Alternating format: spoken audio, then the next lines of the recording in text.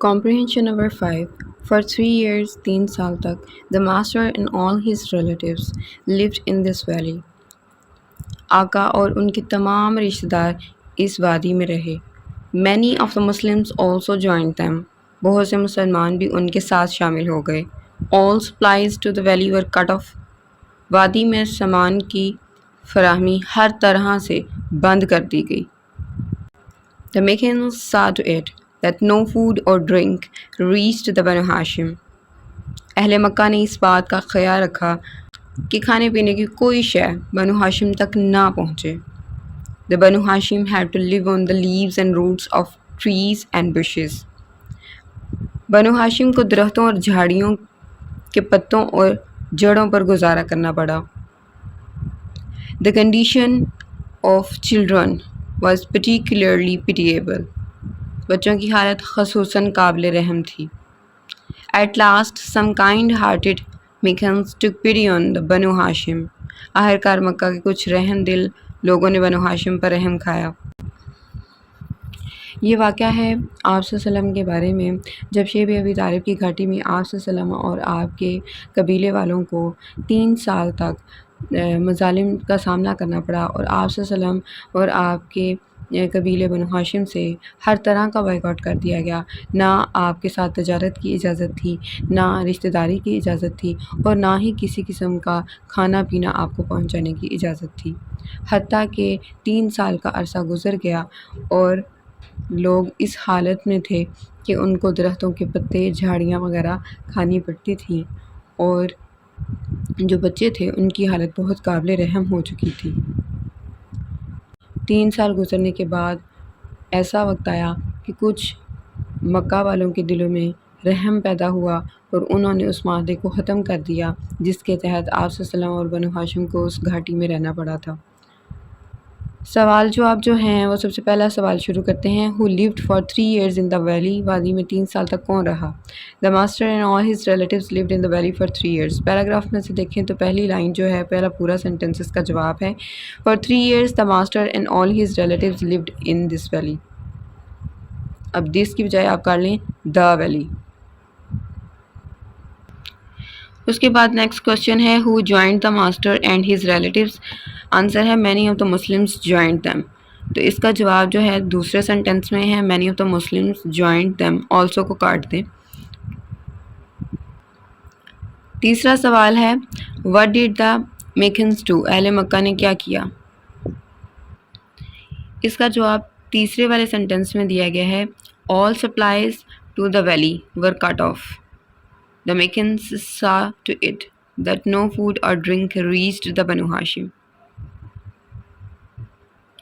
Next question है How did the Banu Hashim live? Banu Hashim ने कैसे गुजारा किया. They lived on leaves and roots. Paragraph में पांचवी लाइन देखें. The Banu Hashim had to live on the leaves and roots of trees and bushes. Question number 5 है What was the condition of the children? बच्चों की हालत कैसी थी. जवाब है the condition of the children was pitiable. Paragraph में देखें जहाँ पे लिखा हुआ है ना झाड़ियाँ उसके बाद है क्वेश्चन नंबर 5 का answer the condition of the children was pitiable. Particularly को काट दें. लास्ट क्वेश्चन है who took pity on Banu Hashim. किसने बनु हाशिम पर तरस खाया. Some kind hearted Meccans took pity on. Paragraph के एंड से छठी लाइन देखें. सम का एस कैपिटल कर लें. Some kind hearted Meccans took pity on the Banu Hashim. Comprehension number 6 we see a kind of milk in tins. It is powdered milk. हम डिब्बों में एक किस्म का दूध देखते हैं. ये पाउडर वाला दूध खुश्क दूध होता है. All the water in this milk is evaporated. इस दूध का तमाम पानी बखरात बनकर उड़ जाता है. When fresh milk stays in a dish for a little time The thick part of the milk comes to the top. जब ताज़ा दूध कुछ देर के लिए एक तश्तरी यानी बर्तन में रहता है तो दूध का गाढ़ा हिस्सा ऊपर की सतह पर आ जाता है. It is the cream of the milk. ये दूध की बलाई होती है. From this cream people make butter. लोग इस बलाई से मक्खन बनाते हैं. If milk with the cream on it is made into powder, it is called full cream milk powder. अगर बलाई वाले दूध को पाउडर यानी सफूफ बना दिया जाए तो इसे मुकम्मल बलाई वाले दूध का पाउडर कहते हैं। When something floating is taken off from the top of a liquid, we say it is skimmed. जब माया के ऊपर से तैरने वाली कोई चीज़ उतार ली जाए तो हम इसे बलाई उतारा हुआ कहते हैं। When the cream is skimmed from the milk, the thin milk that stays is called skim milk. जब दूध से बलाई उतार ली जाए तो जो पतला दूध बाकी रह जाता है इसे बलाई उतरा दूध कहते हैं। Skim milk is good milk. बगैर बलाई वाला दूध अच्छा होता है। But it has no fat.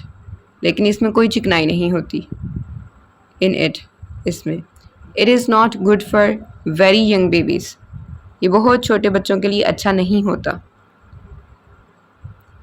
सबसे पहले तो हमें बताया जा रहा है कि टिन्स में हमें जो दूध प्रोवाइड किया जाता है वो पाउडर्ड मिल्क होता है, ठीक है, खुश्क दूध होता है सफूफ या पाउडर की फॉर्म में, क्योंकि उसमें से पानी को जो क्या किया जाता है एवेपोरेट कर दिया जाता है, पानी बहरात बनकर उड़ जाता है, बाकी सिर्फ पाउडर रह जाता है। लेकिन अगर लिक्विड मिल्क को हम कुछ देर के लिए ताज़े दूध को रख देते हैं किसी बर्तन में डाल के तो उसका जो गाढ़ा हिस्सा होता है बलाई की सूरत में ऊपर आ जाता है। लोग क्या करते हैं बलाई को उतार लेते हैं और उससे मक्खन बना लेते हैं।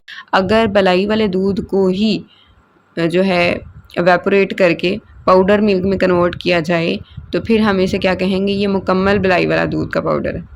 लेकिन अगर हम ऐसा नहीं करते, ऊपर से बलाई उतार देते हैं और फिर बाकी के दूध को हम जो है सफूफ में कन्वर्ट कर देते हैं, पाउडर मिल्क बना देते हैं, तो स्किम मिल्क कहते हैं, ठीक है। यानी वो दूध जिससे बलाई उतार ली गई है और उसमें कोई फ़ैट नहीं, कोई चिकनाई नहीं है। अच्छा तो है ये उन लोगों के लिए जो डाइट वगैरह करते हैं, लेकिन जो बच्चे ग्रोथ की स्टेज में होते हैं जिनको नशोनुमा के लिए चिकनाई वाला या फ़ैट वाला दूध चाहिए, उनके लिए, बच्चों के लिए अच्छा नहीं होता, ठीक है। Is the milk in tins powdered or liquid? क्या डिब्बों में दूध पाउडर की शक्ल में होता है या माया शक्ल में? तो क्वेश्चन में से इसका आंसर बना लेते हैं। द का टी कैपिटल कर लेते हैं, द मिल्क इन टिन्स, उसके बाद जो इज़ शुरू में था उसकी बजाय अब हम इधर लगा देंगे टिन्स के बाद। The milk in tins is powdered. Question number 2 है, what becomes of the water in the milk?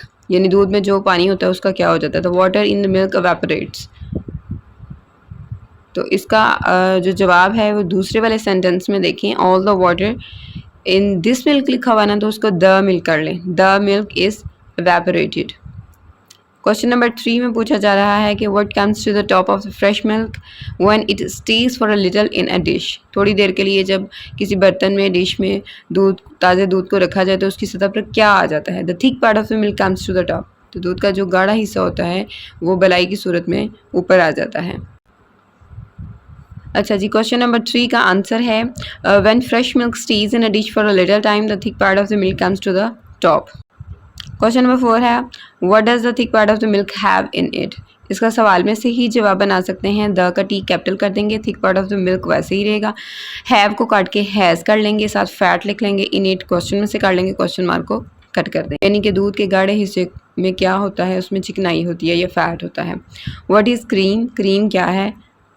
इसको क्वेश्चन में से ही करेंगे, क्रीम का सी कैपिटल कर देंगे, उसके बाद इज़ फैट लिख देंगे। उसके बाद पैराग्राफ में से देखें,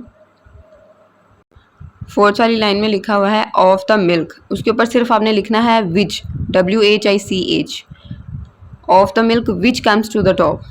what do people make from cream? लोग क्रीम से क्या बनाते हैं, या लोग जो है बलाई से क्या बनाते हैं? People make butter from cream, मक्खन बनाते हैं। तो इसका आंसर है, जहाँ पे लिखा हुआ है ना दूध की बलाई, उससे आगे देखें लिखा हुआ है फ्रॉम, दिस को काट दें तो क्या बन जाएगा? From cream people make butter.